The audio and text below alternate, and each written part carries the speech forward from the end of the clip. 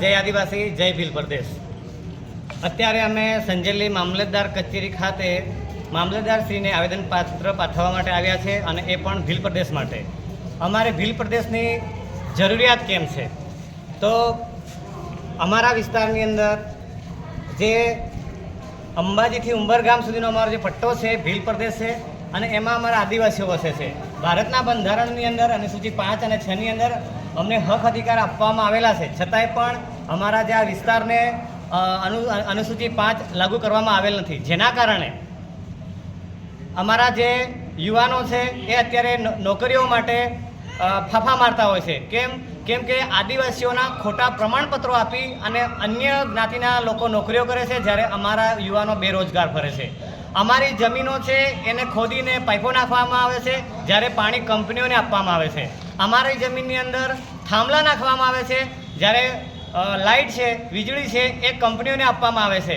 એટલે સરકાર અમારા જે આદિવાસીઓ પ્રત્યે જે આ શોષણની નીતિ કરી રહી છે, જેના કારણે અમારો આદિવાસી સમાજ દિવસે ને દિવસે ગરીબ બનતો જાય છે। શાળાઓની અંદર શાળાઓ હોય તો શિક્ષકો નથી અને ક્યાંક શિક્ષકો હોય તો ઇમારતોના ડખા છે। અત્યારે સંજેલી તાલુકાની પણ વાત કરીએ તો અહીંયા સરકારી દવાખાના હોય કે બેન્કો હોય જેની અંદર યુપી બિહારના કર્મચારીઓની ભરતી કરવામાં આવેલી છે, જેના કારણે અમારા જે યુવાનો છે એમને બહાર ઉપલેટા કલાવાડ મજૂરી કરવા માટે જવું પડતું હોય છે। અને આ ભીલ પ્રદેશની અંદર જે કંઈ કંપનીઓ આવેલી છે એમાં પણ બહારના પરપ્રાંતિયોને નોકરીઓ આપવામાં આવે છે, જેના કારણે અમારી જે આદિવાસીઓની આર્થિક સ્થિતિ કથળતી જાય છે।